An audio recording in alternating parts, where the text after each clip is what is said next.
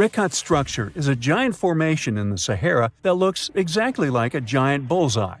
It's so wide that you can see it from space. Even the CIA got interested in it. In 1965, they planned a flyover looking for geomagnetic anomalies. The findings are still classified. Perhaps the theories are true, and this place is truly the lost city of Atlantis. Now, Atlantis supposedly sank beneath the waves, but recent discoveries are pointing us in a different direction. This is an ancient story that goes far back in time, and Plato was the first to mention it.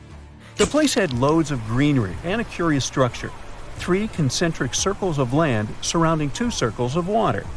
2 key quotes from Plato's writing suggest that Atlantis might not have been a typical island in the middle of the ocean. Plus, Atlantis had a major influence from Africa and Europe, challenging the idea of it being in the Atlantic. It turns out that the Eye of the Sahara and Atlantis look alike.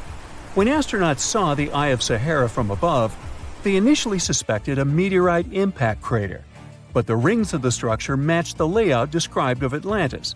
More importantly, the Sahara wasn't always a desert.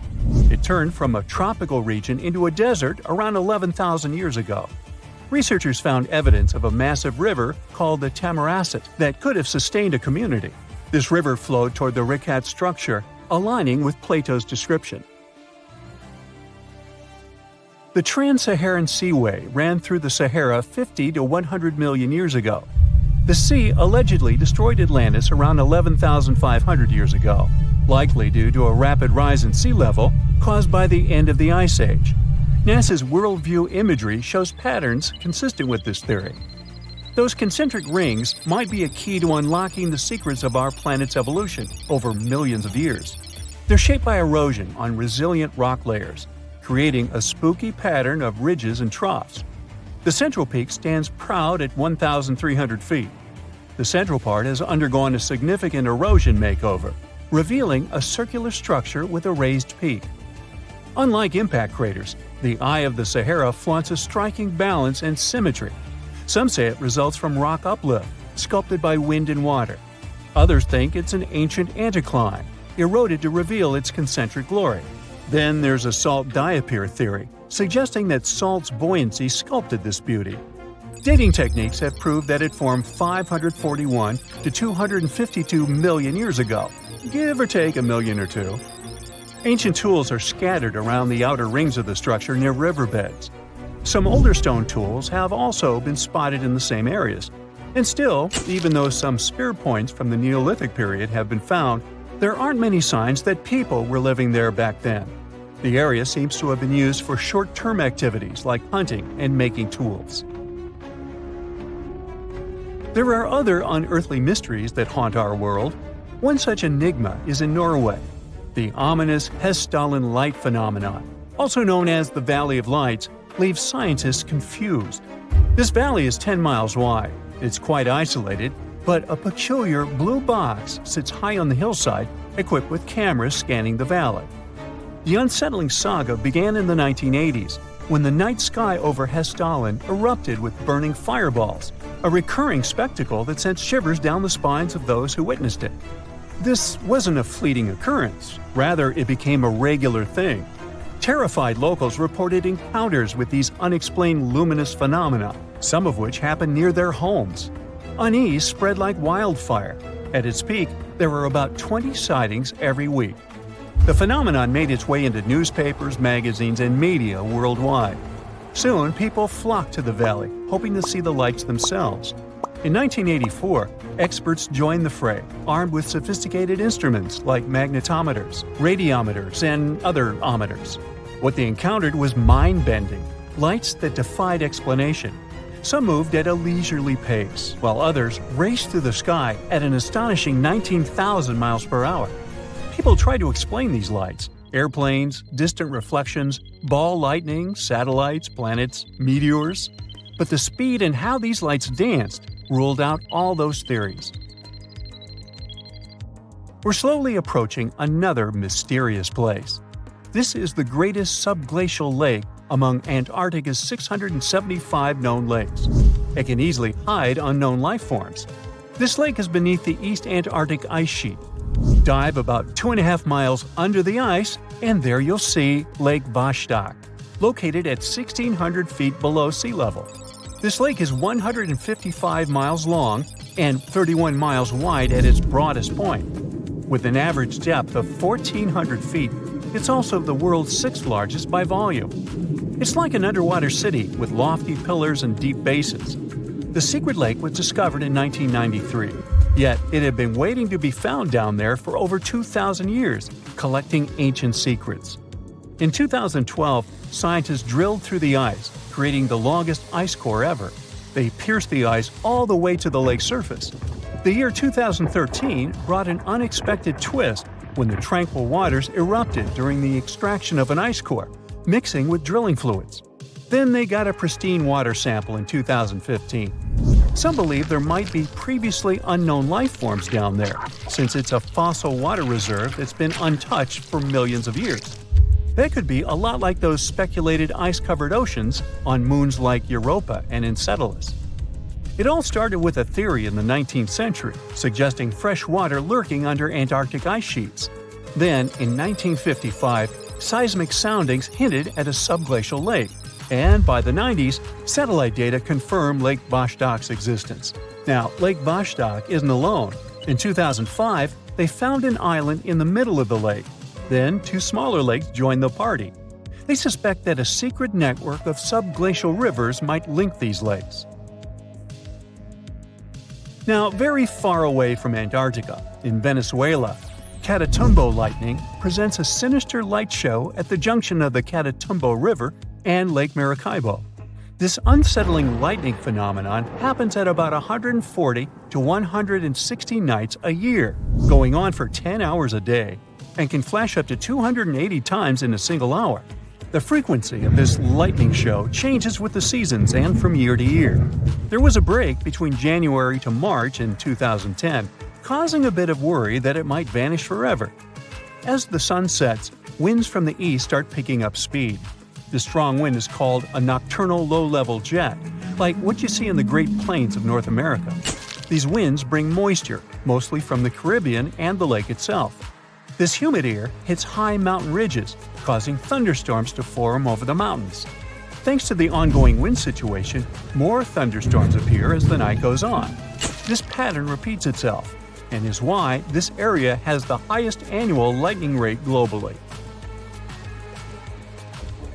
The next place scientists cannot explain is in China. That is the Longyu Caves. They have lofty slanted roofs and sturdy pillars. The spot remained hidden for centuries. These human-made caverns, built around 2,000 years ago, decided to reveal themselves only in the 90s. Local farmers drained some ponds and unveiled 5 massive caverns. Further digging exposed an additional 19 smaller caves. They range from 60 to 110 feet in width and 26 to 50 feet in height. Archaeologists found historical relics from the reign of Emperor Zhuan of Han, dating back to over 2,000 years ago. Now, how did these caves survive for more than 2 millennia without falling apart? No ancient records explain the way they were crafted either. The walls show chisel marks, hinting at some layer-by-layer chiseling action, but the exact construction process is still a head-scratcher. Antarctica. It was once a green land full of dinosaurs, but now it's a frozen continent bigger than that of the US that doesn't belong to anyone. It isn't hard to find. Wherever you go, just go south until you get to the big icy thing at the south pole of our planet. It lies within the Antarctic Circle, and it's the largest single mass of ice on Earth. The continent is bigger than the US and even bigger than all of Europe. And still, Antarctica was officially discovered recently.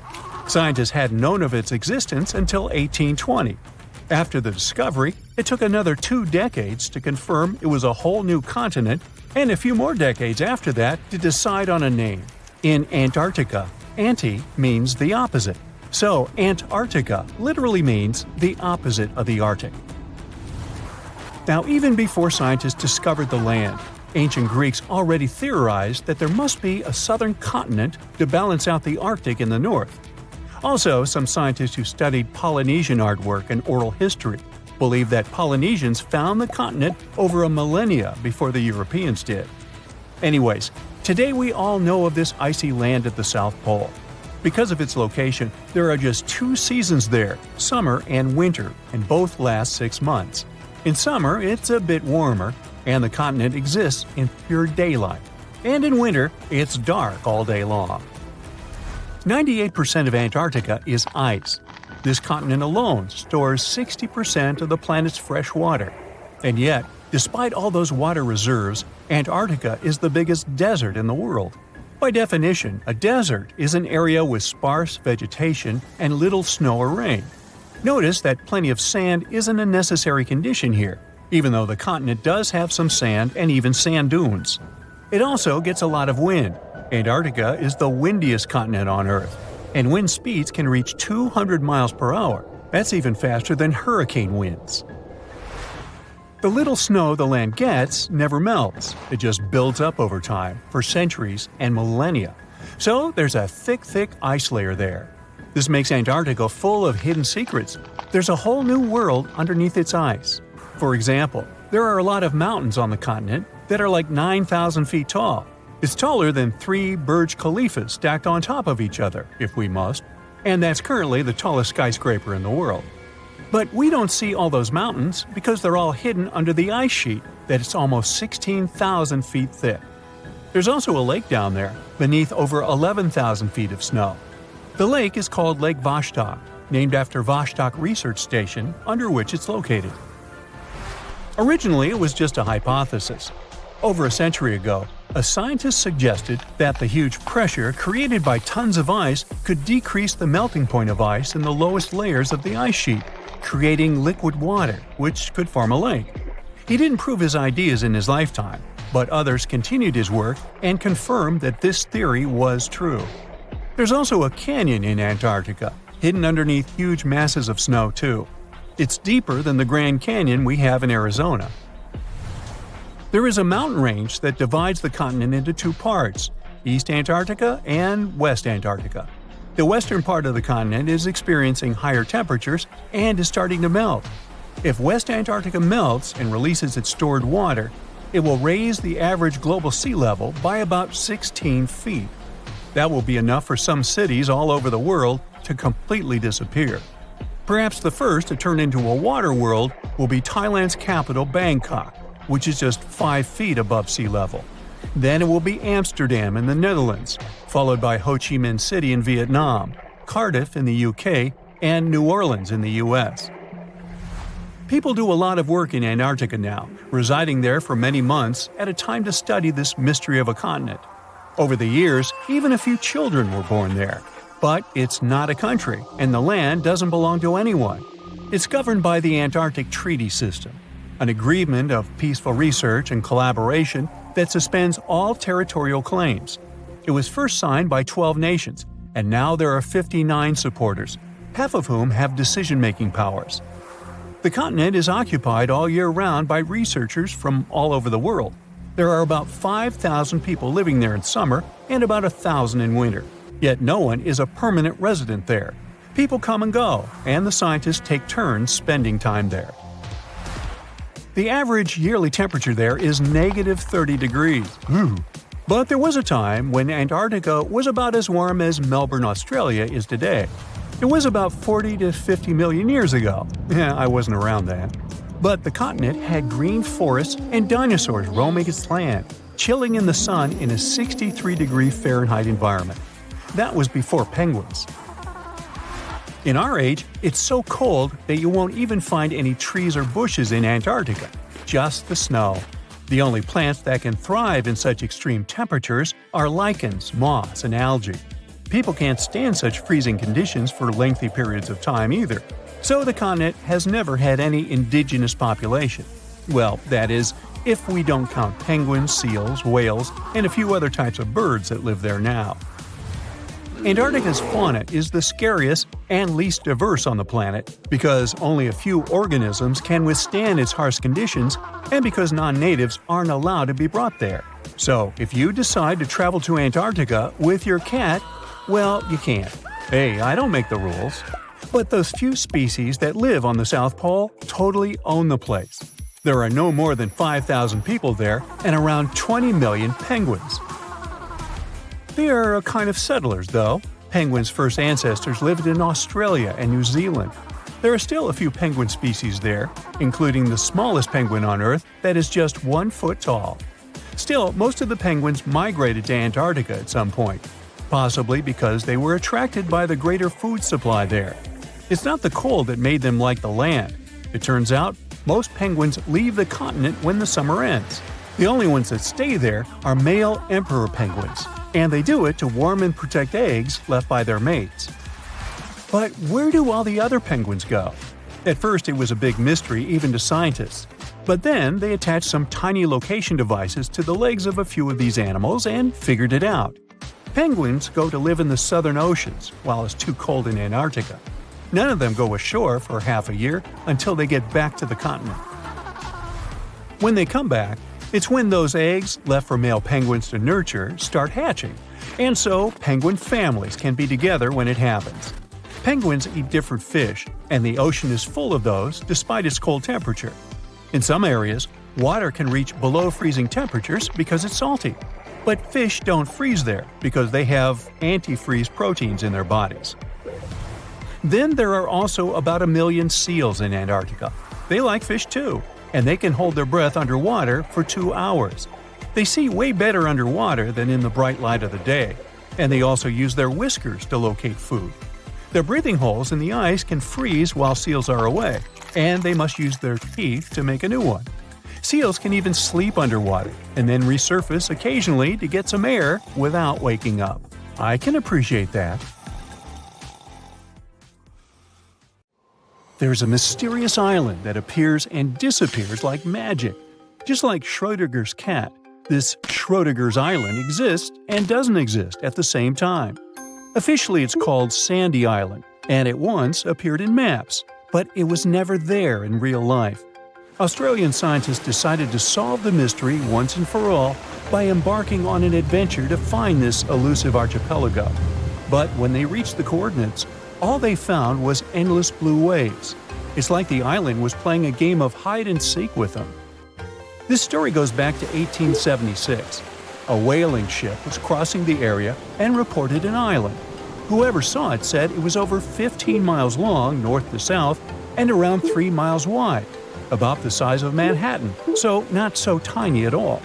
But every time researchers went to visit the area, they found nothing.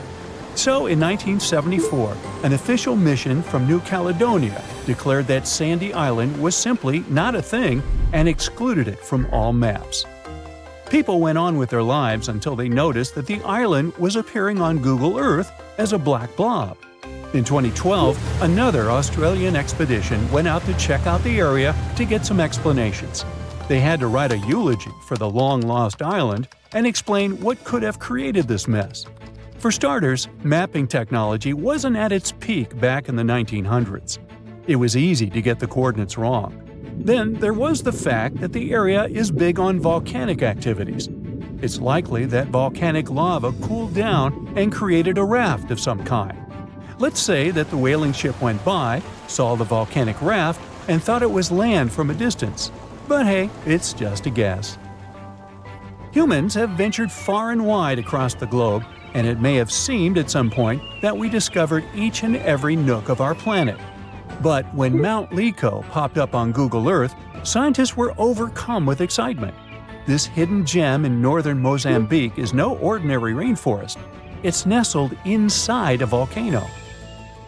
Determined to confirm the existence of this mysterious forest, experts assembled a team of top-notch scientists and specialists from around the world. The journey to Mount Lico was no walk in the park, with a daunting vertical rock climb standing between them and the forest. But after 6 years of planning and preparation, they were ready for the challenge. Once they got there, they saw it was even better than they imagined. The place was like a perfectly tended garden. The forest sounded unique and different from other rainforests. There were some insanely huge caterpillars that looked dangerous. And they even found ancient pots and evidence of an untouched human ecosystem. Ooh. Terra incognita means unknown land. And one of the largest unknown territories being uncovered today is the land beneath Antarctica's ice sheets. Below the snowy surface, There is an entirely new world of canyons, waterways, and lakes, which are now being mapped. One can't help but wonder, is there really liquid water below Antarctica's frozen surface? Yep. Water can exist without freezing due to pressure.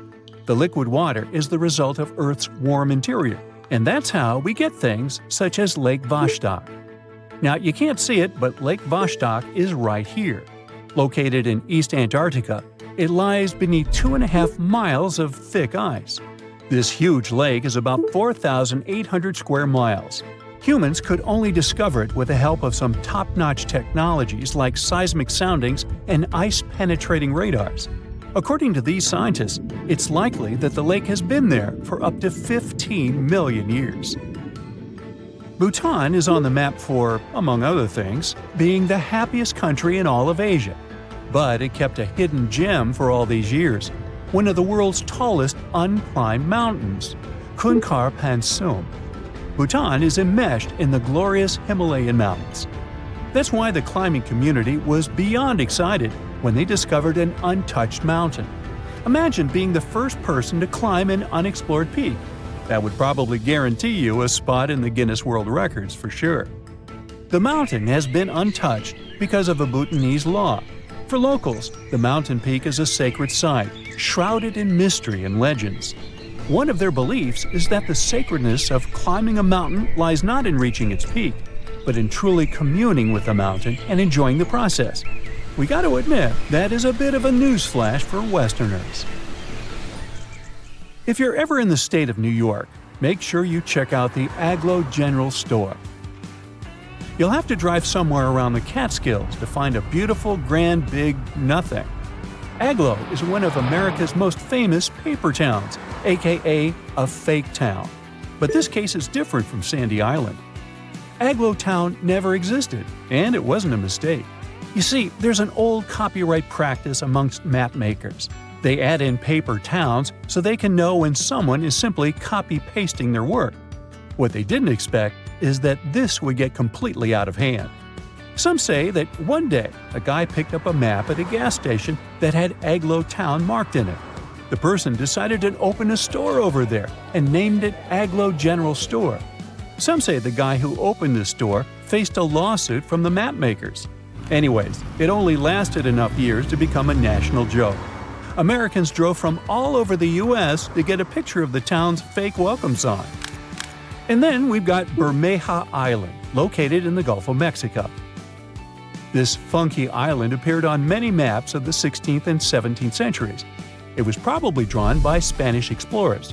Sure, the exact location varied from map to map, and its name sometimes appeared as Bermeja, but its existence was certain enough. The Bermeja Island was last seen in a 1921 Mexican map, and then, poof, it dropped out of the horizon altogether. People started talking and wondering, did the island sink? Was it destroyed? In 2009, 3 official investigations happened to search for the island. They used high-tech technologies to scour the Mexican seabed, but Bermeja was nowhere. Researchers had multiple guesses on what it could be. Let's delve on one of these ideas. The idea was probably made up by old-day explorers to mislead their enemies in search of land and gold. Well, that seems plausible. Now, let's take a look at Rio de Janeiro. Once, the city was filled with informal territories. These places are known as slums or favelas. They're like mini-cities inside the big city. Some favelas are known to be underprivileged territories, where dwellers don't get the same urban perks as other citizens, such as the sewage system and garbage pickups. These slums grew so quickly that the government didn't have time to keep track of their developments.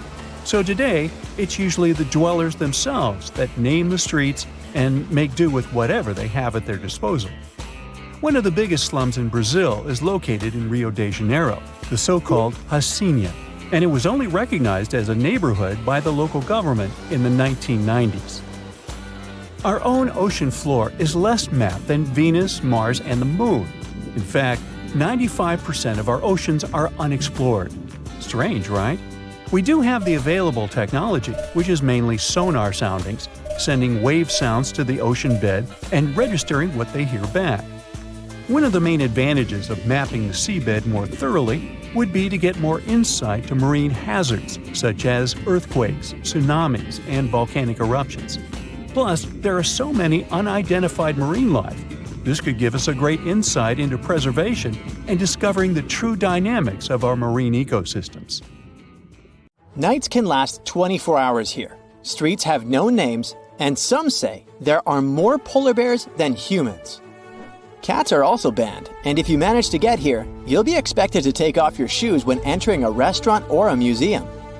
Svalbard is a group of Norwegian islands that lies in the chilling depths of the Arctic, and it's one of the closest places to the North Pole people can live in.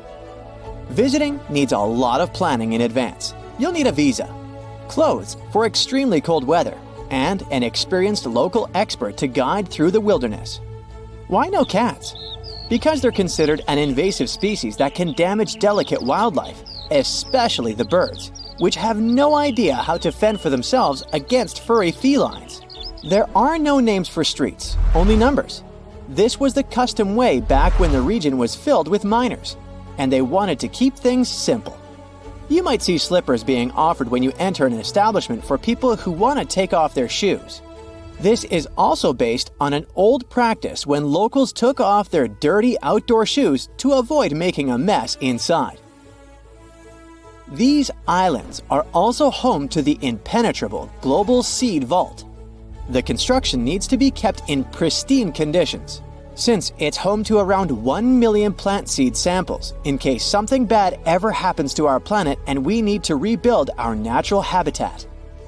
The plant vault was constructed deep within a mountain and over 400 feet above sea level. It's also built to withstand very strong earthquakes. There are no visitors allowed inside, but some guided tours take people very close to its gates. Once you reach this island in the South Pacific, you can claim a piece of land and start building your dream home. It's called Pitcairn, and last they checked, it hosted less than 50 permanent residents. The weather stays tropical all year round, and the landscape is breathtaking, but it's a pain getting there. Say you're departing from Los Angeles. You'll first need to take a flight to Tahiti. Then, board another flight to the island of Managriva, which only departs once a week. Here you'll reach the closest airport to Pitcairn, which is still 330 miles away from the shore. The rest of the adventure needs to be completed by boat, but it will take you more than 30 hours. That's only if you're lucky enough to embark in the first place, since the boat journeys to the island with supplies a mere once every 3 months. There's not a lot of things to do for such long travel times. Only 4 families live on the island, and there's a single cafe and 1 art gallery. You might be able to book a stay in a former prison, though. Locals first figured out they needed a prison in 2004, but it soon became unused. So now it also doubles as a hostel. Underneath the Bank of England, there's its mysterious gold vault, a fortress that's notoriously hard to explore, for good reason. It's said to house around 400,000 gold bars, valued at around $250 billion. There are many layers of defense on this place. Complex tech surveillance, heavy doors weighing over 3 tons, guards that are on alert 24/7, and the very few people authorized to reach past the gates use things like voice recognition to unlock. The official story back in the 1800s was that the bank had such a good defense that it could never be robbed. There is a rumor, though, that bank officials started getting anonymous letters claiming someone managed to pierce its walls. They shrugged it off until they met face to face with the culprit, a sneaky sewage worker. He slid out from under the floor of the vault, claiming he'd made his way in after discovering an old drain during repairs. An honest man, the sewage worker never touched a dime. To his surprise, he wasn't punished for breaking in. Legend has it he was rewarded with the equivalent of around $100,000 for discovering the security breach. This perky building is called the Tridongar Lighthouse, and it can be found in Chile, Iceland. This compact construction is perched on the highest of 3 rocky spots in a tiny cluster. Waves constantly crash against the cliff, which means it's not reachable by boat. The only way to get there these days is via helicopter. It's not open for tourists, but there are many nearby helicopter-guided tours that explore its surroundings. Constructing this sturdy building back in 1939 was tremendously complicated. The builders had to manually lay the foundation and climb nearby cliffs to hit the pinnacle. The tough weather with its freezing rain and rough winds made it even more difficult. Those slippery rocks also posed a risk. A slip, and builders would end directly in the chilly North Atlantic. The construction crew also had to use their mountaineering skills. Finishing the lighthouse meant they had to improvise with a human pyramid. One person on its knees, another on top, and a third on top of them. Point Nemo translates to the point with no man. It's the location in the ocean that's furthest away from any piece of land, over 1,600 miles away. It's a sad zone when it comes to wildlife too. This area in the South Pacific Ocean is vast, about 34 times the size of France. But marine life can't thrive here because of the lazy ocean currents. They can't bring enough nutrients for bigger sea creatures to survive. Scientists were only able to see some bacteria and small crabs in those volcanic vents at the seafloor. Point Nemo was first pinpointed in 1992, but it hasn't been explored much since. Sailors aren't even the closest people to Point Nemo. They're the astronauts that cruise above it in the International Space Station. Because it's mostly barren, astronauts have often used it in their exploration projects. When spacecrafts are ready to retire, this is where they're laid to rest. It's the best place to avoid land damage by having devices plunge into the Pacific. Over the years, Point Nemo's become a resting place for all sorts of space machines, over 250 of them. In 1997, Point Nemo also became the source of an unusual sound heard by marine scientists called the bloop. While people were initially excited to link the weird noise with some undiscovered and dangerous ocean creature, it was soon learned that the sound was made by an ice quake underwater. Can people go through Point Nemo? Not anytime soon. The exact location of this spot was calculated using special software to solve the challenge of the longest swim. The goal was to show the spot in the global ocean where, if someone falls off a ship, they'd be the farthest from any land in every direction. It's possible that no one has passed through these exact coordinates at all. No commercial or touristic ships are known to pass through. The Hronci Abyss is located in the Czech Republic, and it's the deepest flooded pit cave in the world, measuring over 1,700 feet. Scientists have yet to identify how far it reaches into the ground. It also didn't form as most pits do, from the surface of the Earth making way down. This one made its way up due to lukewarm mineral water filled with carbon dioxide. This fizzy concoction emerged from deep within the ground and chiseled away at the limestone. At some point in its history, the ceiling gave in, unveiling this huge hole to the world. It's not just the depth that makes it difficult to explore, it's the liquid itself. It can cause problems since it has a high carbon dioxide content, enough to tickle a diver's exposed parts. This water's unique blend even influences the type of gear one can wear. Opt for open-circuit scuba, and the exhaled bubbles set off a chemical reaction. The result means less visibility in a place with low light conditions. I bet you've heard of the infamous Bermuda Triangle. However, there is a lesser-known sibling that could be even more unsettling than its counterpart. The Bridgewater Triangle, located in Massachusetts, is a small but intense hotspot of paranormal activity. Cryptozoologist Lauren Coleman coined the term back in 1983 to describe this 200-square-mile area that encompasses eerie points in Abington, Rehoboth, and Freetown. Within its borders lie numerous towns, including Bridgewater, from which it draws its name. For those brave enough to explore, there is even a guidebook available detailing the creepiest sites within the region.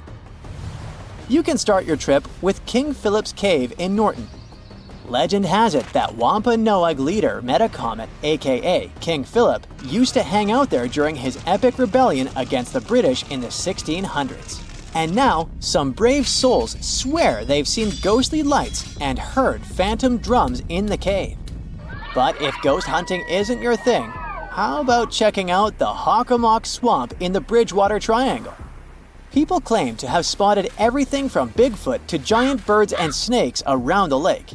And there are also rumors of phantom fires and ghostly lights to keep you on your toes. It's like a paranormal party out there. And if you prefer real-life creepy tales, you've got to swing by the Solitude Stone in Bridgewater. Tucked away by the Nunkatesset River, this stone carries a haunting story dating back to the 1800s.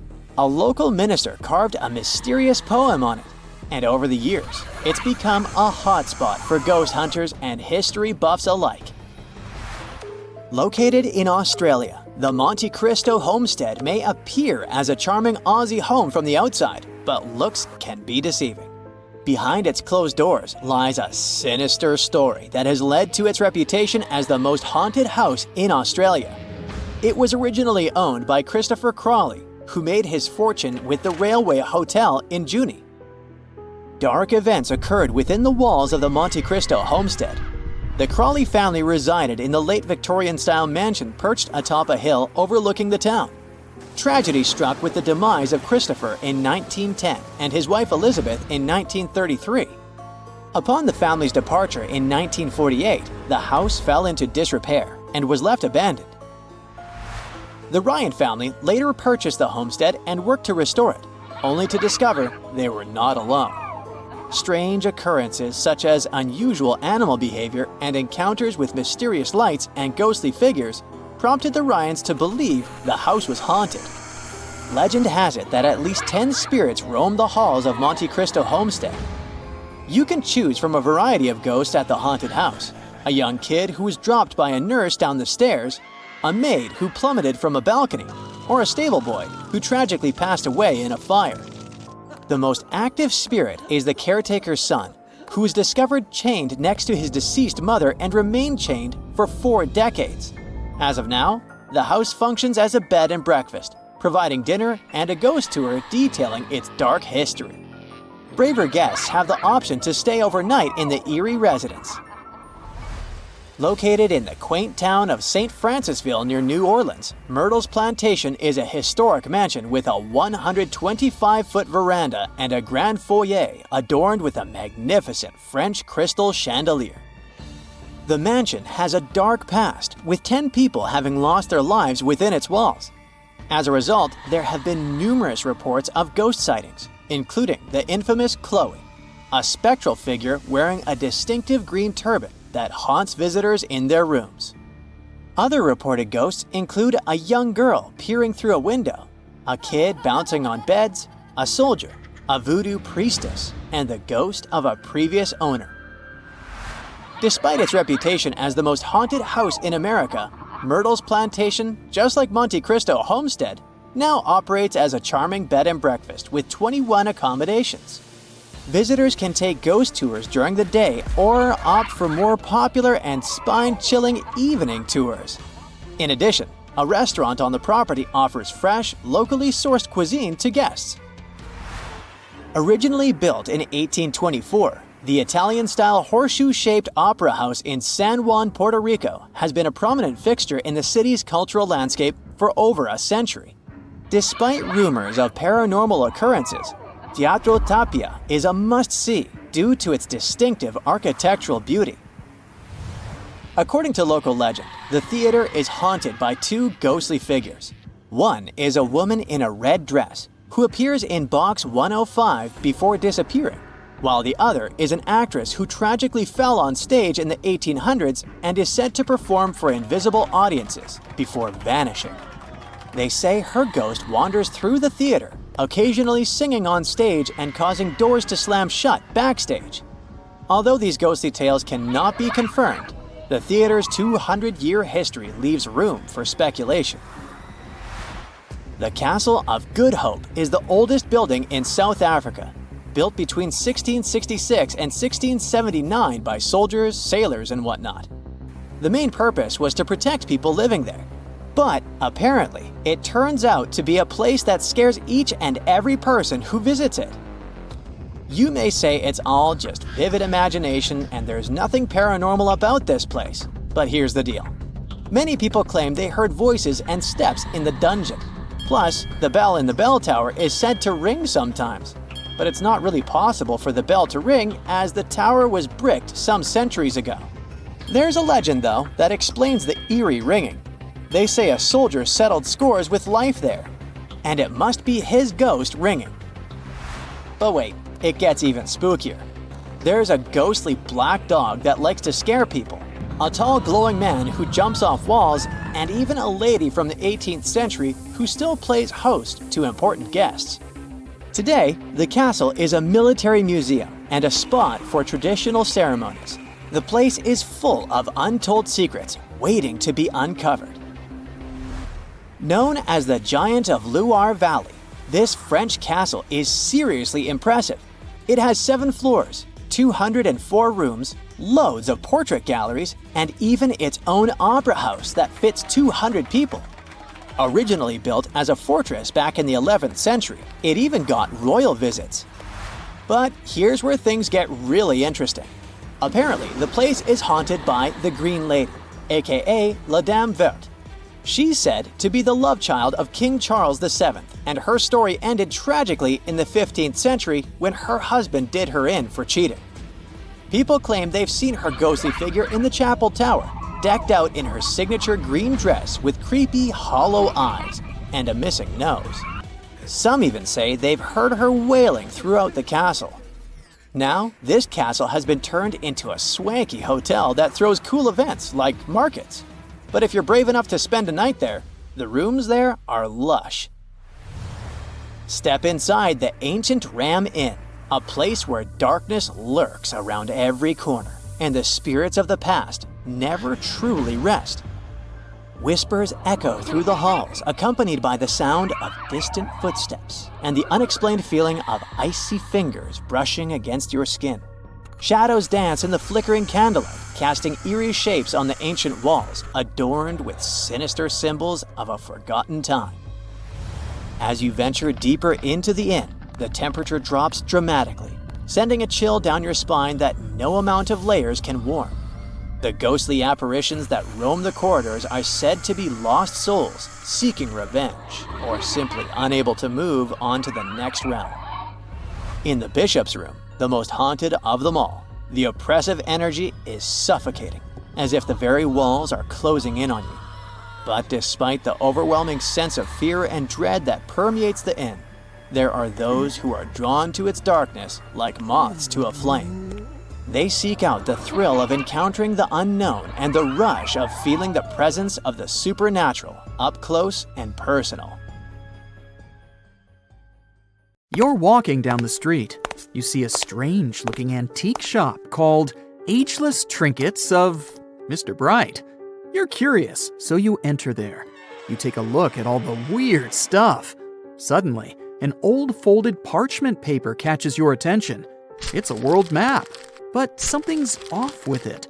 Instead of showing the countries as you know them, it shows the locations of 4 mythical lost worlds and civilizations. Mr. Bright, the shop owner, comes next to you after realizing your shock. This map won't let you find these places or anything, but I can explain to you the legends behind them if you want, he says. Let me begin with Atlantis. You might know it as Aquaman's underwater kingdom, but Atlantis, the fictional island, was actually first introduced in 2 of Plato's works. According to him, Atlantis was a highly advanced civilization that existed about 9,000 years before his own time, and its story had been passed down by poets, authors, and others. He wrote about Atlantis and its citizens to give a moral lesson and to teach about the dangers of arrogance, as well as the eventual downfall of those who are after too much power. In his dialogues, Plato stated that Atlantis was a great and powerful empire that was respected in all parts of the world. It was founded by beings who were half deities and half human, and became a great naval power after a while. Being an island filled with gold, silver, and other precious metals certainly helped their case.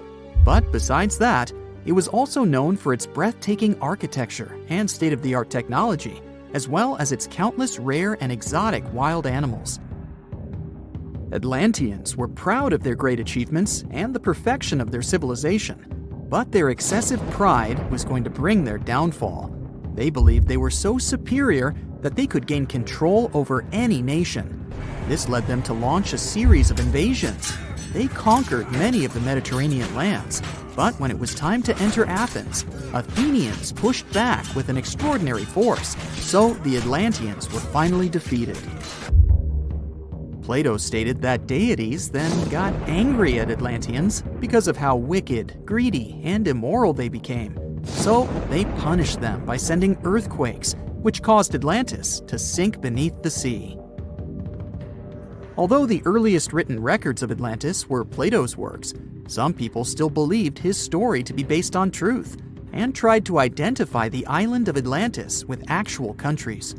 Some people suggested it may have been located in the Mediterranean Sea, near the coast of Spain or Italy. Others thought it may have been located in the Caribbean, off the coast of Central or South America, but there was no solid evidence to support any of these claims. One theory, in particular, seemed more plausible than the others, though. Located in the Aegean Sea, the island of Santorini was the home of a highly advanced Minoan society. However, due to a huge volcanic eruption, it was destroyed about 3,600 years ago, causing the Minoan civilization to suddenly disappear.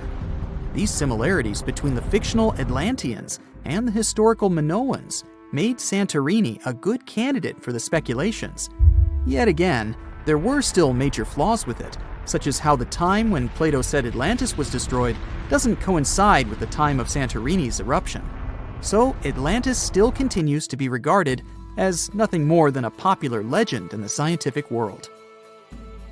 Now, let's move toward the northeast direction on the map, Mr. Bright says.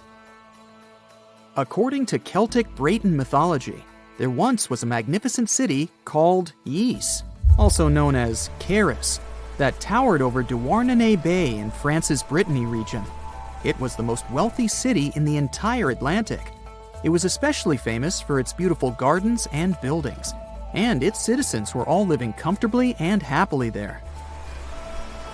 Dahut, who was King Bradlon's daughter in Breton legends and literature, had a deep love for the sea. She begged her father to build a city at the edge of the sea, and that is how the city of Ys was established. Little did she know that she would be the one responsible for the destruction of her father's beloved gift. You see, since the city was surrounded by the sea, it needed to be protected by a dike equipped with floodgates, and these gates could only be opened at low tide. And the only one who had the keys to these gates was the king himself. One day, a handsome red knight arrived at the city, but couldn't pass the gates. Dahut was so taken by him that she wanted to let him in. She knew that her father was the keeper of the only key to the city, so she sneaked into his room and stole it from him. Then she gave it to the Red Knight so that he could enter the city and they could be together. However, the Red Knight turned out to be the Prince of Darkness, and he intentionally left the gate open to the raging sea. The waves soon swallowed all of Ys. King Gradlon was able to escape on his magical horse, but Dahut couldn't. She turned into an evil mermaid who lured sailors into the sea. Today, if you go to Quimper, a city in Brittany, northwest France, you can find the statue of King Gradlon riding on his horse. Although the city of Ys is a legend, Brittany coast locals believe that on the days when the waters are calm, you can still hear the tolls of the city bells deep under the sea, if you listen carefully. Mr. Bright then points at the Indian Ocean on the map and says, "Now, have you heard about Lemuria?" Back in the mid-1800s, a few scientists suggested that there was once a continent that existed in the Indian Ocean, somewhere close to the south of modern-day Sri Lanka. The first one to popularize this theory was the British lawyer and zoologist Philip Lutley Sclater. In his paper, The Mammals of Madagascar, he stated that he found lemur fossils in India and not in Africa. However, this discovery was extremely shocking to him because of the fact that lemurs' original homeland, Madagascar, is much closer to Africa. He proposed that this was possible only if some larger continent connected the two once. He stated that this continent must have eventually sunk to the ocean floor. He then named it Lemuria, and hence the theory was born. People who came after Sclater took his theory a step further and thought that Lemuria was also the home of an extinct race of humans called Lemurians, who had 4 arms and enormous bodies, and were also the ancestors of modern-day humans, as well as lemurs. Of course, as new scientific discoveries were made on plate tectonics, evolution, and the study of DNA, the theories regarding the fictional continent called Lemuria were debunked. The last fictional land on the map is Agartha, Mr. Bright says. Taking its roots from Eastern mysticism, one legend says there's a kingdom called Agartha that is located deep beneath the surface of the earth. It's where all 4 corners of the world are connected by paths and tunnels. It is said that there's a secret entrance into Agartha hidden in the Gobi Desert, and it's built by Agarthans themselves using advanced technology that can't be detected by us, the surface folks. According to some beliefs, Agartha exists to counterbalance the energies of those who live above the surface. While we live in a state of rush and heightened emotions, this world beneath us is the total opposite. Some even say that those who escaped Atlantis fled here to continue their lives inside the Earth's core. And yet, others think it's actually a land that's crawling with all kinds of monsters. But there's no need to be scared, since modern science proved Earth's core is not actually hollow and is a solid hot iron ball. So you can cancel your journey plans to the center of the Earth if you've made any. Thanks, Mr. Bright. If you walk through this small stone doorway in Hierapolis, Turkey, you might never come back alive. Back in ancient times, people thought it was some sort of portal to the underworld. Romans would go in carrying perfectly healthy bulls, but after a few minutes, they would watch these animals collapse as if hit by some mysterious force. But what's even weirder is that nothing happened to people. They could walk in and out just fine. Now, recent studies might have an answer for these eerie happenings, and it all has to do with people's heights. The gate, known as Plutonium, named after Pluto, the deity of the underworld, is a stone doorway leading to a small 32-square-foot cave. But the real danger is what is going on beneath it. Hierapolis is a super active geological area, and there's a big crack under the city that constantly emits volcanic carbon dioxide, which comes up as a visible mist. During the day, the sun dissipates the gas. At night, the gas forms some kind of a carbon dioxide lake on the sheltered arena floor. At dawn, you need to get out of there before it's too late. This whole place can turn particularly life-threatening right before the sun rises, when the carbon dioxide concentration, about 15 inches above the arena floor, reaches 35%. That means birds, bulls, and even humans can suffocate and pass away in just a couple of minutes. But there is a scientific reason that explains how Romans could get out of there unharmed. The carbon dioxide concentration drops quickly with height. So animals perished while their handlers, being taller and standing up, could walk out and breathe safely. Most people can't stay inside the Bagarn fort after sunset.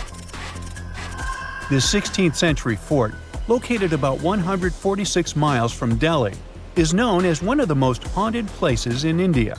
During the day, the area is bustling with visitors who can walk through the main gate of this once grand fort city and check out the ruins of temples and palaces. But they will also see this big sign at the gate that dramatically warns everybody that all access is strictly forbidden after dark. That's probably because at night, according to locals, Women can be heard screaming and crying in that place, along with the sounds of bangles breaking and strange music. Others have reported seeing shadowy figures and flashing lights among the ruins, or even smelling a strange perfume floating around. Yawata no Yabushirasu is one of Japan's most restricted forests, located in Ichikawa. The forest itself is a small area, covering just a little more than 40 square yards, and it is mostly a thick patch of mosu bamboo. Its location next to a parking lot and modern buildings makes it seem less intimidating, but don't be mistaken by its appearance.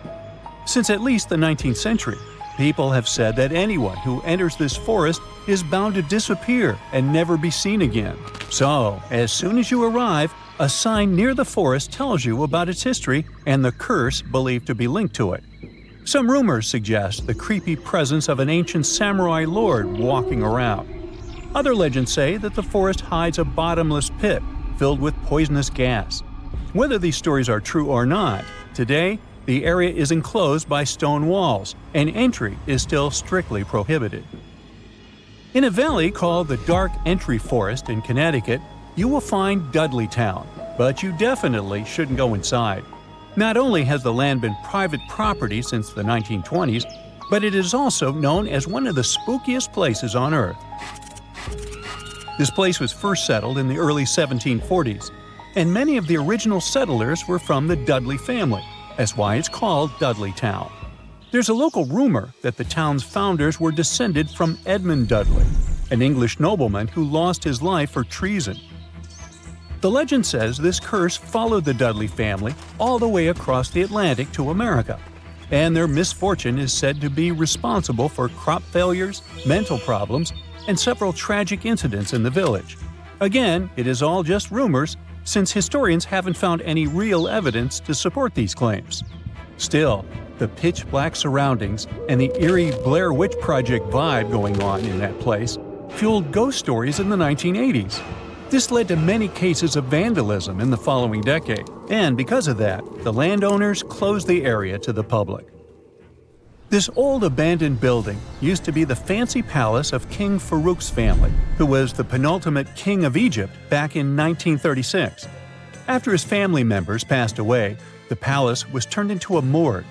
Locals say that today, the whole place is super creepy and off-limits. Some people have reported seeing light bulbs flicker and shadows move around, making strange noises. Once, a group of kids allegedly went inside and totally freaked out when they found all the doors had suddenly disappeared, leaving them in complete darkness. They had no choice but to start screaming for help. This Hawaiian island has been off-limits to people for over a century. It's called Ni'iau and is the smallest inhabited island in Hawaii, covering around 69.5 square miles. It has around 84 residents. The island doesn't have cell phone service, paved roads, or power lines, just solar panels for electricity. A single family has privately owned the island since 1864, when a Scottish farmer bought it for $10,000, which would be around $250,000 today. The island has stayed in the family, passing down to its descendants, the Robinsons. They have kept it private ever since, so access is highly restricted and basically by invitation only. The Erdstall tunnels are a network of about 2,000 mysterious underground passageways mainly found in Central Europe, especially in Austria and Bavaria. These tunnels are usually narrow and cramped, often just wide enough for one person to squeeze through at a time, and they are believed to date back to the Middle Ages, as far back as the 12th century. What's really puzzling about these tunnels is their purpose. Despite a lot of research, nobody really knows why they were built. There is a theory that they were used for storage, but since many of them are below the waterline and occasionally get filled with water, that doesn't seem very practical. These tunnels have very light, almost claustrophobic sections and sudden drops, which doesn't seem practical for other straightforward uses like escape routes, hiding places, or even spiritual purposes. To make things even more mysterious, there is a complete lack of artifacts, which makes it even harder for researchers to figure out what these tunnels were really for. Since 2019, adventurous people can get arrested if they try to climb this rock.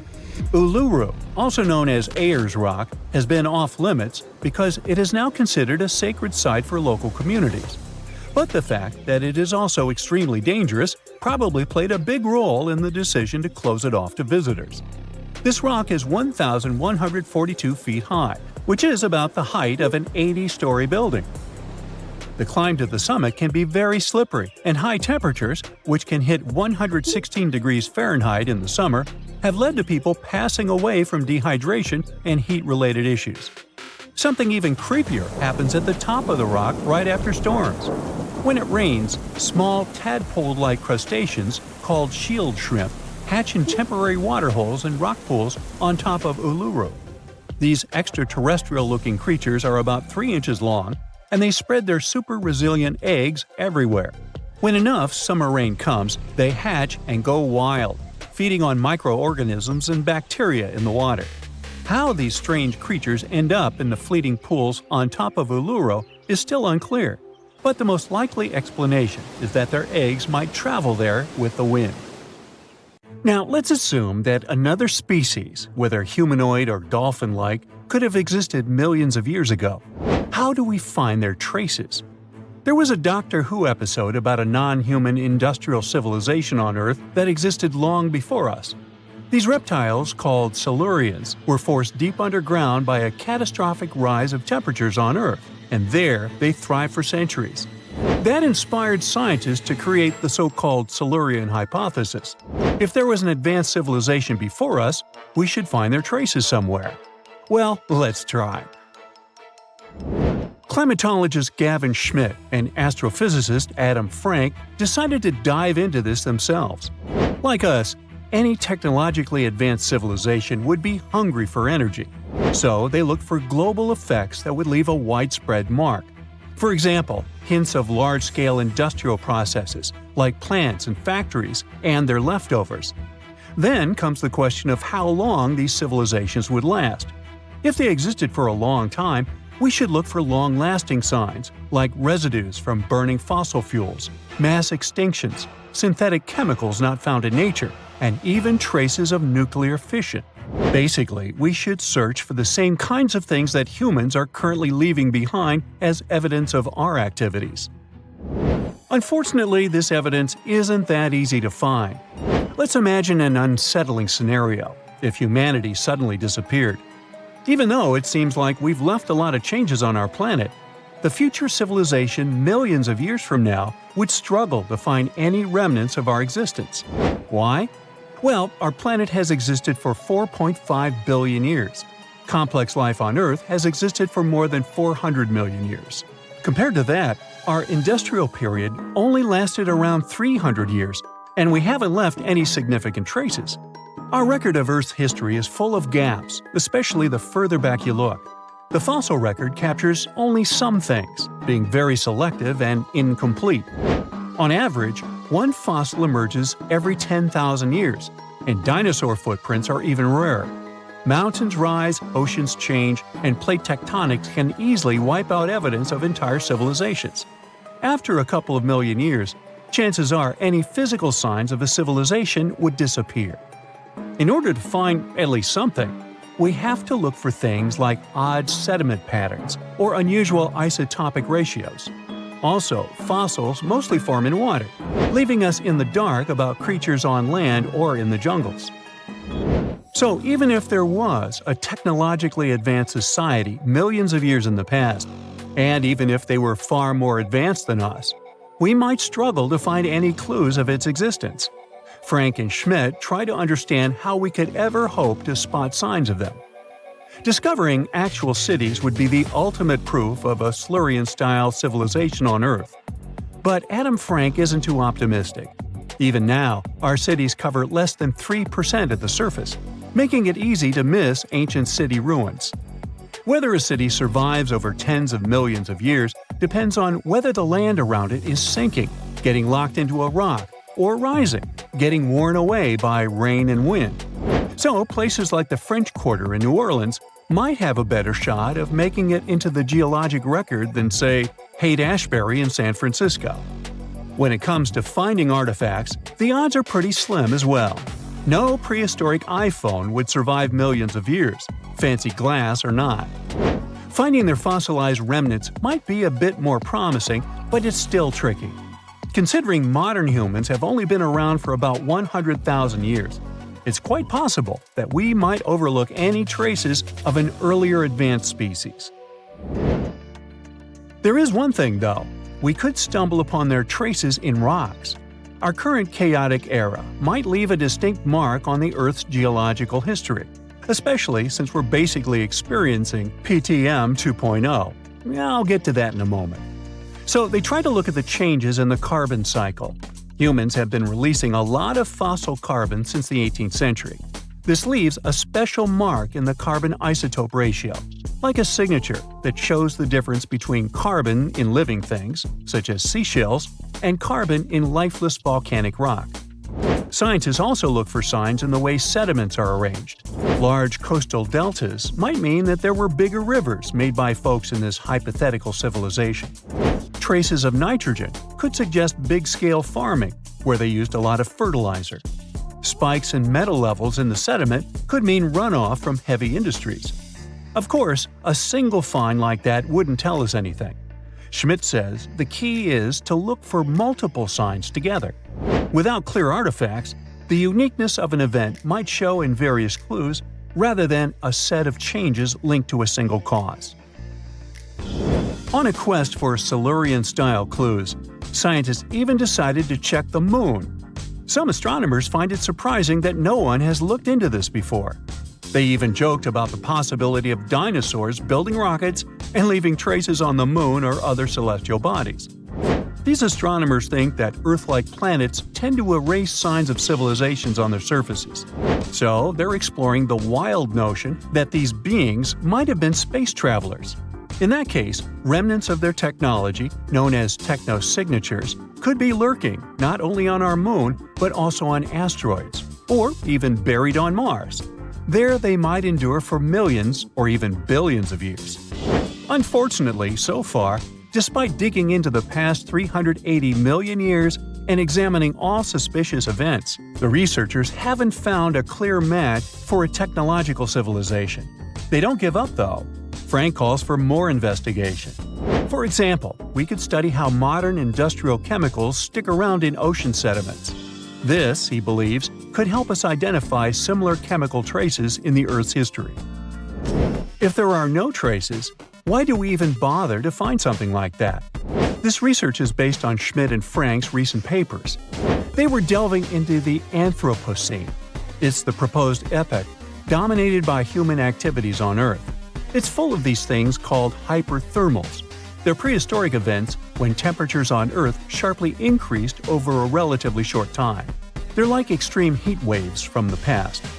A great example of this is the Paleocene-Eocene thermal maximum, or PETM for short. It happened around 55.5 million years ago and saw a rapid rise in global temperatures.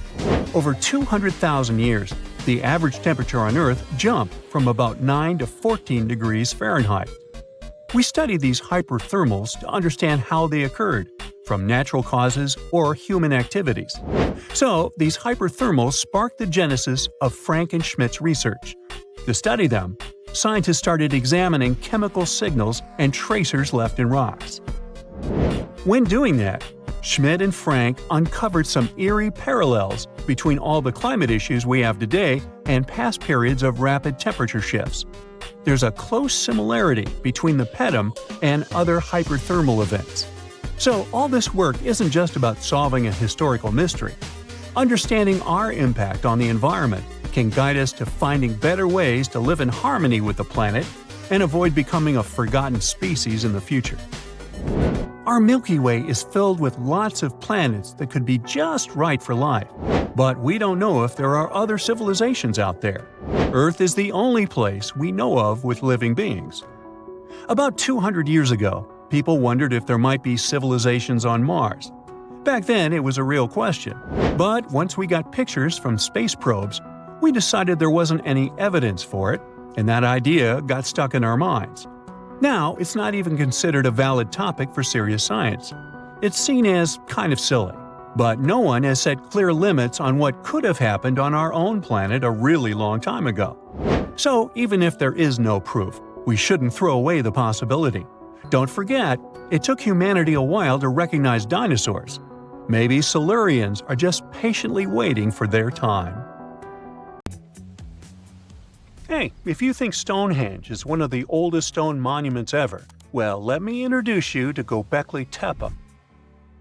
Buckle up, we gotta travel to Turkey to meet this really old guy. Yeah, he's too old to travel. Jokes aside, Göbekli Tepe, an archaeological site located in southeastern Turkey that dates back to the Neolithic period around 10,000 BCE. It's considered to be one of the oldest and most significant archaeological discoveries in recent times. The site consists of a series of circular and rectangular structures made of stone pillars. Yeah, it does look like its younger brother Stonehenge. Some of those pillars are decorated with intricate carvings of animals and other symbols. Now, you maybe wonder, hey, why on earth did they make such a fascinating building? What was its purpose? Sorry, I got no answer for that. The purpose of the site is still unknown, but it is believed to have been a ceremonial center for the ancient people who lived in the area. The discovery of Göbekli Tepe has challenged long-held beliefs about the development of human civilization, as it suggests that complex societies may have emerged much earlier than previously thought. Okay, pack your stuff, our travels just started. Next destination, Masada. It's an ancient fortress located in Israel on a plateau overlooking the Dead Sea. Hey, look at that view, spectacular, huh? It was built by King Herod the Great in the 1st century BCE, and it was very smartly built. Within the fortress, there were various facilities such as storehouses, barracks, a palace, and a set of cisterns capable of holding approximately 40,000 cubic meters of rainwater. People living there believed that the collected runoff from a single day's rainfall could provide sustenance for over 1,000 individuals for a period of 2 to 3 years. Access to the fortress was limited to 3 steep and winding paths leading up to fortified gates. Still, at one point, the fortress was occupied by people who had fled Jerusalem after the city was captured by the Romans. They held out against the invaders for several months, but eventually they were defeated. But these guys didn't surrender. The story of Masada has become a symbol of resistance and bravery. Today, Masada is a popular tourist attraction and a UNESCO World Heritage Site. The next flight is going to be short. We're popping over to Egypt to see the Karnak Temple Complex. It's a vast ancient Egyptian temple complex located in the city of Luxor, Egypt. It was built over a period of 2,000 years and covers an area of more than 200 acres. The complex is dedicated to the worship of the deity Amun-Ra. Wait a minute, that should be Amun-Ra, and it was one of the most important religious centers in ancient Egypt. The Karnak Temple consists of several temples, chapels, and other buildings, including the Great Temple of Amun, the Temple of Khonsu, and the Temple of Ptah. Ptah! The Great Temple of Amun is the largest and most impressive temple in the complex, with massive columns, statues, and other decorations. One of the most famous features of the Karnak Temple complex is the Avenue of Sphinxes, which is a long avenue lined with Sphinx statues that leads from the entrance of the complex to the Great Temple of Amun. Another notable feature is the Hypostyle Hall, which is a massive hall with 134 columns that are over 70 feet high. The Karnak Temple complex is a popular tourist attraction and a UNESCO World Heritage Site. It's considered one of the most important archaeological sites in Egypt and provides a fascinating glimpse into the religion and culture of ancient Egypt. Hey, we can't hop on the next flight and leave Egypt until we see the Pyramid of Djoser. It has another name, by the way. It's also known as the Step Pyramid. This ancient Egyptian site is located in Saqqara. It was built during the 27th century BCE for the pharaoh Djoser by his architect Imhotep, who is considered one of the most important figures in Egyptian history. People believe this pyramid is the first monumental structure built entirely of stone and is an important example of early Egyptian architecture. The pyramid originally stood at 203 feet tall and was surrounded by a complex of buildings and courtyards. It was constructed in 6 layers, each smaller than the one below it, giving it the distinctive step-like appearance. The pyramid was used as a burial place for Pharaoh Dozier and was surrounded by a vast necropolis that contained the tombs of many other important officials. The Grateful Dead? The Pyramid of Dozier has several renovations and additions over the centuries, including the addition of a limestone casing that covered the original step structure. However, much of the pyramid was destroyed over time, and today only the central core remains. Despite this, it remains an important archaeological site and a popular tourist attraction in Egypt. Alrighty, we're ready to move on. There's one more pretty recent discovery we gotta see today. The Tower of Jericho was only discovered during excavations in the 1950s and 60s. It's an ancient stone tower located in the city of Jericho in the West Bank. Just like Göbekli Tepe, this one is believed to be one of the oldest stone structures in the world, dating back to approximately 8000 BCE. The tower stands at over 28 feet tall. It's made up of 2 main sections, an inner tower and an outer tower, which are connected by a series of stairs. The purpose of the Tower of Jericho is not entirely clear, but it is believed to have served as a defensive structure or a watchtower.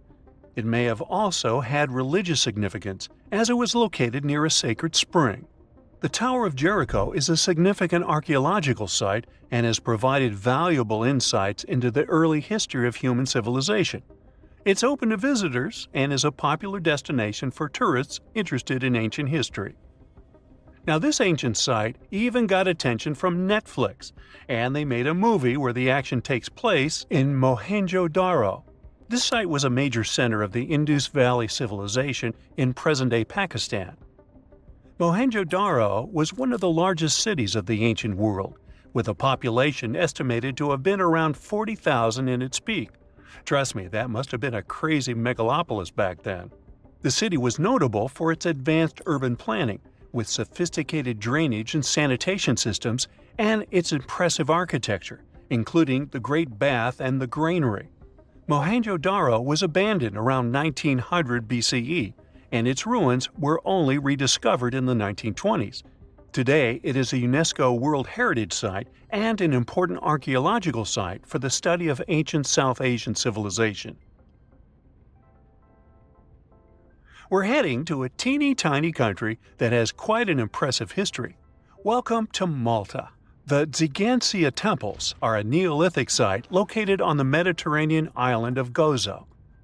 They're probably one of the oldest freestanding structures in the world, dating back to around 3600 to 3200 BCE. The temples consist of 2 megalithic structures, each with multiple rooms and altars. The name Xigantia means giant tower in Maltese, as people believe that only giants could have built such massive structures. The temples are believed to have been used for religious purposes and are considered to be an important example of prehistoric architecture. They were added to the UNESCO World Heritage List in 1980. Well, you must be pretty tired, but there's one more place we gotta visit today. Our plane is already landing in Armenia, and we're here to see the Temple of Garni. Look, this one is well preserved. This temple dates back to the 1st century CE. It was built by King Tiridates I as a dedication to the sun deity Mir. Sadly, the temple was destroyed in the 17th century during an earthquake, which is quite a common thing for this area, but it was later reconstructed in the 20th century. Today, it's a popular tourist attraction and is also listed as a UNESCO World Heritage Site. From tiny islands to giant cities fanning out for dozens of miles, you're gonna learn about the most densely populated places on Earth. It'll make you question the limits of the impossible. To what lengths are people ready to go in their search of a better life, or simply trying to survive? The list of such places includes both Hong Kong and the Maldives, the Egyptian city of Tanta, and a tiny island in Lake Victoria in Africa. Let's find out more about how people manage to live there. Hong Kong has an official population of 7.5 million people, and this number is expected to reach 8.5 million by 2041. The density of the city's population is more than 18,000 people per square mile. Despite a rather low birth rate, the population of Hong Kong is on the rise. This paradox has an explanation. A lot of people immigrate to Hong Kong all the time because of all the opportunities this city offers, like various jobs. The city has an incredibly high price of land. It's one of the main reasons for its high-density development. People with low and even middle incomes can only afford to live in high-rise buildings, and Hong Kong has more than 9,000 of those. Plus, there are more than 300 buildings that are over 490 feet in height. It's more than New York, Shanghai, and Dubai can boast. Hong Kong's incredible growth as one of the tallest cities in the world has a lot to do with its incredible urban planning. At the same time, housing is unbelievably expensive in this region. Median home costs are 18 times the median annual income. That's the reason why less fortunate residents live in the so-called coffin houses, where apartments are tinier than a standard parking space in the USA. Take Quarry Bay, for example, a densely packed neighborhood in eastern Hong Kong, and its Monster Building. It's actually not one building, but a group of 5 connected constructions. There are more than 2,200 units in these 5 blocks, and rumor has it that it houses around 10,000 people. Despite such cramped living conditions most Hong Kong's inhabitants have to deal with, the city is home to several dozen billionaires. Look, this is half a football field. And that's what 1/3 of Bill Gates' home looks like. Another example for you. 2/5 of the White House. These are not random numbers. That's the territory of Migingo Island, located in Lake Victoria between Kenya and Uganda. Over 100 people live on this tiny piece of land. Don't you think that those metal-tiled roofs make the island look like a huge turtle floating on the water? Unfortunately, because of the island's small size, there's barely any vegetation there. Most of the surface of the island is covered with rocks, except for this tiny area. It's covered with grass and hosts not more than 5 shrubs. The island is all about fish and fishing. The landing point turns into a fish market every day at noon. The trade doesn't last long. It usually finishes at 2 p.m. when the boat leaves. The only thing the inhabitants of the island have is fish. So every morning, they get essential supplies for small businesses from Kenya. That's why you can buy everything you need in local stores, from food to fishing equipment. The inhabitants of the island not only catch fish but also gut them on the rocks and then fry and eat them in cafes. Yep, there are around 13 cafes and bars on the islands where people eat, play dice, and cook ugali, a typical dish made from maize flour. Back to giant cities and busy streets. Welcome to Shenzhen, the most densely populated city in China. This city hosts around 17.5 million people. With so many inhabitants, the city faces loads of challenges. For example, overcrowded schools and beaches. Speaking of the latter, some areas even implement a booking system to manage beach crowds. The most astonishing thing about this megapolis is that it's grown to its current size within a mere 40 years or so. It used to be a fishing village, but then, thanks to the support of the authorities and the city's close proximity to Hong Kong, it turned into a bustling financial and economic center. These days, it has the status of one of the busiest container ports in the world, along with Shanghai and Singapore. Shenzhen also has had the fastest growth in millionaires over the last 10 years, 140%. Such an increase is far greater than in the first-tier cities in China, including Beijing and Shanghai. Islet Abrui is a Caribbean island that forms part of Haiti, and it's one of the most densely populated islands in the world. Around 500 people living there share an area of a mere 0.4 hectares. You might think this is just another fishing village, but Islet Abrui is more like a factory. Once you set foot on this island, you'll instantly see a maze of alleyways. Follow them, walking past crooked thatch and tarp-covered huts, and you'll eventually find yourself in the center of town. The main landmarks are two concrete buildings, and one of them is a store. In the middle, you'll see a modest town square equipped with two solar streetlights. One is old and is no longer in use, and the other is shiny and new. On the island, men outnumber women and kids. Many people are out of town fishing during the day. The horizon surrounding the island is dotted with sails and pirogues. The rest remain on the island doing other jobs, like repairing boats, mending nets and traps, and preparing tons of fish for shipment to Haiti and other places. As for kids, they spend their days swimming. Our last destination is the Egyptian city of Tanta, which is also one of the most densely populated places in the world. It has about 70,000 people per square mile. Just for comparison, there are slightly under 30,000 people per square mile in New York. The city is located between Cairo and Alexandria. It has huge cotton plantations, and in 1856 it became a stop on the railway network, mostly for exporting the cotton growing in the area to Europe. And even though the area around Tanta was mostly fields, the settlement turned into a large, crowded city. In late October, the city becomes the center of celebration of the cotton harvest. 3 million people come from around the Delta and other parts of the Arab world for the colorful 8-day celebration. Tanta is famous for its sweet candy. It's made of gelatin, coconut, sesame, peanuts, and chickpeas. Loads of these sweets are sold during festivals when many Egyptians visit the city. No wonder they've been considered a delicacy since the 1800s. Tanta also has a lot of cotton processing factories, as well as textile industries. Plus, it's a university town. Tanta University was established in 1972. Male, the capital of the Maldives, has a population of more than 200,000 people. It means 49,000 people per square mile. 80% of the land sits around 4 feet above sea level, which means that if part of the islands go underwater, people will have to relocate. An artificial island that was created to manage waste is getting overburdened. In 1997, Hula Male, another artificial island, was built to alleviate dramatic population pressure. These days, it's already as developed as Male. The Maldives consists of more than 1,000 islands stretching along a 500-mile axis. All of them are coral islands.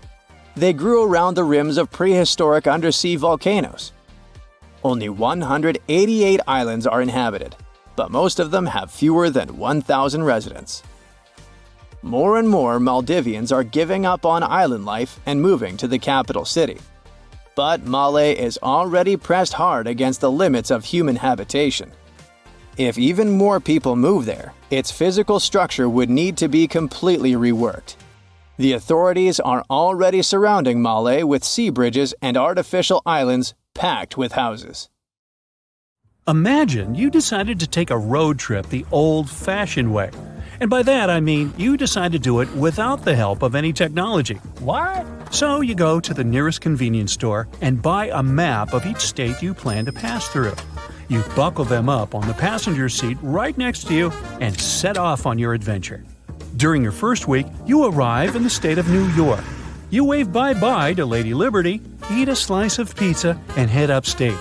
Near the Catskills, you notice you're running low on gas and decide to stop in the nearest town to fill up your tank. You check your map, and it appears that the nearest place is a small village called Aglo, right at the next intersection. You drive a few minutes and pass through a sign that says, "Welcome to Aglo, home of the Aglo General Store." Well, this must be it, you think to yourself. But the town is strangely empty. You can't find the store or the gas station you were looking for. There are no houses. You start to think there might be a mistake. Aglo doesn't seem to exist. This story may sound made up, but it could have actually happened to anyone passing through New York a few years ago. Actually, the so-called town of Aglo is what is called a phantom settlement or a paper town.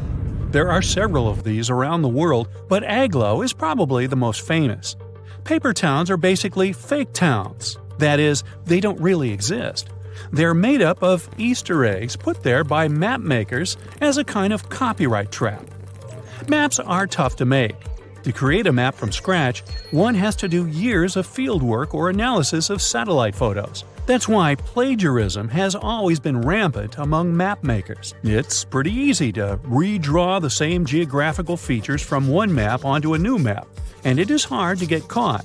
People are, after all, drawing the exact same world. That's why map makers came up with a way to catch individuals stealing their data. Some map makers may include a mountain that is bigger than they are in reality. Others might add a slight turn on a road, where in reality there is none. For example, in the early 1970s, a fake mountain peak appeared on some Boulder County maps. The addition of this previously unknown peak, called Mount Richard, into local maps began to confuse Colorado rock climbers at the time. It turned out that Mount Richard was one of these copyright traps, put there by a local maps man called Richard Ciacci. Let's just say he must have decided to pay a tribute to himself with this little addition. Now, adding a paper town is perhaps one of the most extreme solutions, one that map makers hope goes unnoticed. But that's not what usually happens, which leads us back to the Agloe story. Mapmakers Ernest Alpertz and Otto Lindbergh from the CDG, General Drafting Corporation, were part of the largest map publishers of the 1930s. Back then, the company was commissioned to create a map of the state of New York. That's when the two men had an idea. In order to prevent copyright infringement, they would create a phantom settlement combining parts of their names together. They came up with the strange name Agloe and added the fake town along Route 206 near the water reservoir of Catskills in upstate New York. The area was supposed to be, in reality, a dirt road. Years later, Rand McNally, another map designing company, produced a map of New York that included a town called Agloe in the same location where CDG had originally placed it. Lindbergh was convinced that he had a copyright case against his competitor, but the story just kept getting more complicated. Both companies went to settle the case in court, but as it turned out, McNally had a legitimate reason for adding Agloe to their version of a New York map. You see, in order to fabricate their maps, McNally did a thorough research on real estate and establishments located in each existing town. And as it turned out, Agloe was not an empty town when they drew their map. Records show that the town housed an establishment named Agloe General Store. Sure, it was the only building in town, but that was enough for the mapmakers to believe that such a town really existed. They added Agloe to the map like they would add any other town with physical establishments. It seemed they weren't infringing any copyright if this once phantom settlement had somehow come to life.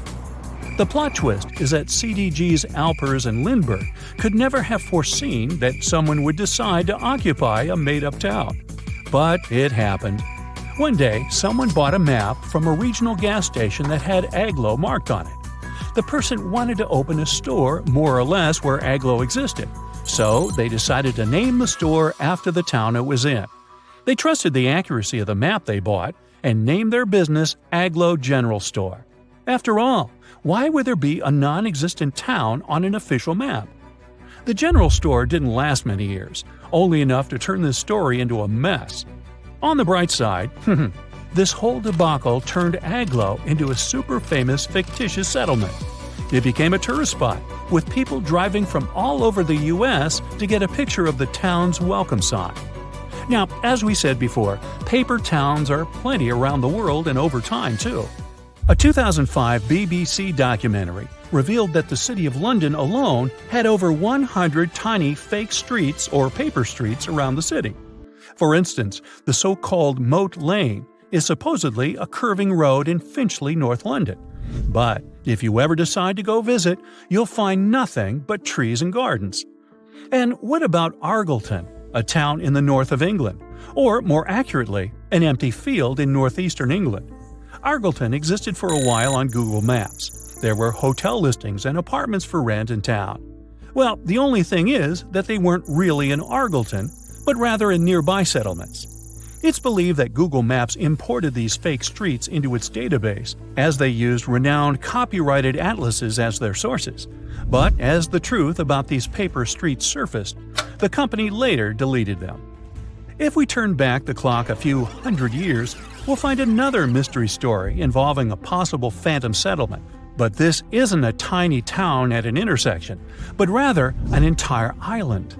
Bermejo Island was speculated to be a tiny inhabited island. It appeared on many maps of the 16th and 17th centuries and was a hot spot for Spanish explorers. Its location sometimes varied slightly from map to map, and occasionally its name appeared as Bermeja, but its existence seems certain enough. It wasn't until the 18th century that the island stopped being depicted in maps altogether. This island's last appearance dates back to a 1921 edition of a Mexican atlas, and then, poof, it dropped out of the horizon altogether. The case of Mexico's disappeared island has raised many questions. Did it sink? Was it destroyed? Are people simply looking for it in the wrong place? 3 official investigations took place in 2009 to locate the island. They used high-end technologies, scouring Mexico's oceans and seabeds. Yet, Bermeja remained nowhere to be found. One can't help but wonder if the island ever existed at all. Similar to modern-day map makers, 16th and 17th century map makers had their way to trick map users. Instead of copyright traps, these fake towns or even fake islands served as a way to fool and confuse enemies and unwanted voyagers. Since a long time has gone by, it's hard to know whether Bermeja was just another phantom settlement. It stopped being depicted on maps, but this mysterious case still leaves people baffled and confused.